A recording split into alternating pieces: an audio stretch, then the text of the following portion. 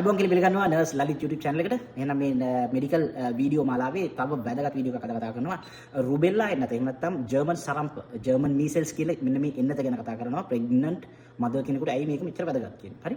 මොකද්ද මේ රුබෙල්ලා එහෙම නැත්නම් ජර්මන් සරම්ප කියන එන්නතෙන් කරන්නේ? මේක සාමාන්‍ය වෛරස් එකක්. මේ වෛරස් එක ඇඩල්ට්ලාට ඒ කියන්නේ වැඩිහිටියන්ට ළමයින්ට හැදෙන්න පුළුවන්.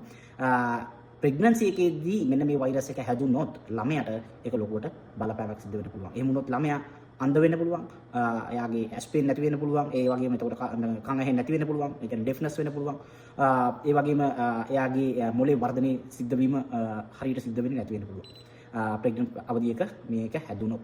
එහෙනම් මොකද කරන්න ඕනේ? අම්මා කෙනෙක් නම් මේ රුබෙල්ලා එන්නත අරගෙන තියෙන්න ඕනේ ප්‍රෙග්නන්සි එකට අඩුම මාසයක් හෝ මාස 3කටවත් කලින්. මොකද රුබෙල්ලා එන්නත ගැහුවොත් ප්‍රෙග්නන්සි එකේදී ගහන්න බෑ මේ රුබෙල්ලා එන්නත. අපි තුමු ප්‍රෙග්නන්ට් වුණා. ප්‍රෙග්නන්ට් වෙලා ඔන්න දැන් අම්මට මතක් වුණා මට රුබෙල්ලා එන්නත ගහලා නෑ නේද කියලා. එහෙනම් ටක් ගාලා ගිහිල්ලා ප්‍රෙග්නන්ට් වෙලා තියෙන බව දැනගෙන කොරාට ගිහිල්ලා ගහගන්නවද? නෑ ගහගන්න එපා. වැරදි. එහෙම ගැහුවොත් එහෙම ඒක ළමයාට බලපෑමක් සිද්ධ වෙනවා. මොකද මේ වෛරස් එක මේක වැක්සින් එක ඇඟට ගැහුවට පස්සේ මේ ගහන්නේ මේ ලයිව් ඇටිනියුමේටඩ් වැක්සින් කියලා. ඒ කියන්නේ දුර්වල කරපු ජීවියෙක් තමයි මේ වැක්සින් එකේ තියෙන්නේ.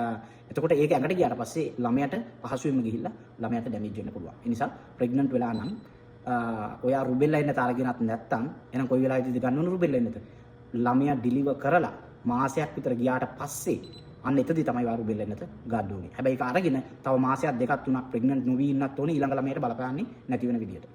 ප්‍රෙග්නන්සි එකේදී රුබෙල්ලා එන්නත ගන්නෙ නෑ. ජර්මන් මීසල් එහෙනම් නැත්නම් කියන අපි ජර්මන් සරම්ප මේ එන්නත ගන්නෙ නෑ. ඔයා ප්‍රෙග්නන්සි එකේ නම් ඉන්නේ.